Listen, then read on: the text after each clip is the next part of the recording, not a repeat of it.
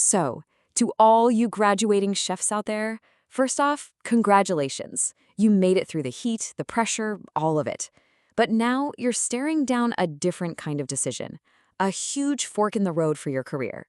We're going to break down the two main paths you can take right out of the gate. And this is the big question, isn't it? Do you jump into an established kitchen, join a great hospitality group, and really earn your stripes there? Or do you take that massive leap and build your very own thing from the ground up? One way offers you a clear path, and the other asks you to blaze your own trail. Let's really dig into what each one means for you. First up, let's talk about how you're going to keep learning and getting better. Because let's be real, graduation isn't the finish line. It's really just the beginning of a whole new kind of classroom, the professional kitchen. Right away, you can see this huge difference in philosophy. In a company kitchen, you get structured training. Think of it like a curriculum, designed to build your skills in a really methodical way. But in your own kitchen, it's all about experiential learning. You learn by doing, by facing every single problem head-on, and yeah, often by making a few mistakes along the way. So let's see how that actually plays out. On the company path, you're probably going to have access to formal mentors, a clear ladder to climb. You get to perfect your craft inside a system that's already built. But as an entrepreneur, whoa, you are thrown right into the deep end. You're not just the chef. Suddenly, you're also the accountant, the marketing person, the HR department, the whole shebang. It is a trial by fire that teaches you literally every piece of the business, because it has to. All right, let's get to it. One of the most critical ingredients in any career decision, the money, the dough. What's your financial plate actually going to look like in each of these scenarios? And here it is, the central trade-off, laid out plain and simple. Working for a company gives you financial stability, that predictable paycheck you can count on. But starting your own thing, that means you've got to embrace income volatility. The potential for what you can earn is way higher, sure, but the floor can be zero, especially when you're just starting out. And the details here are just so important. A corporate job usually comes with a pretty powerful safety net, right? We're talking health insurance, a retirement plan, paid vacation.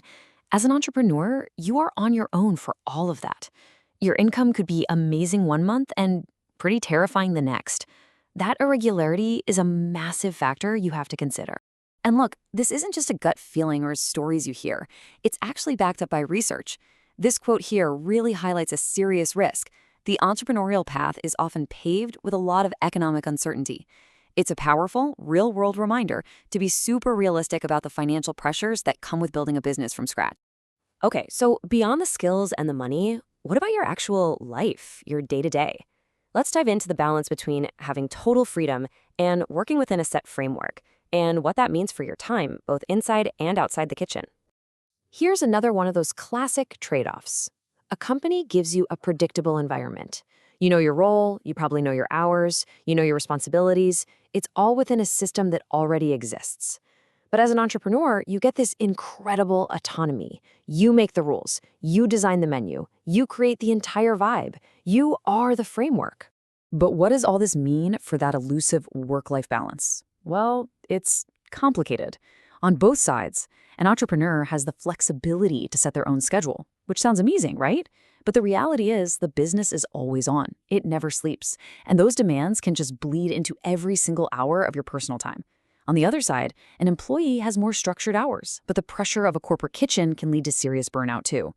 Neither path is some magic ticket to a perfect balance. So, we've covered skills, money, and lifestyle. At the end of the day, the right choice for you really just boils down to what you value most.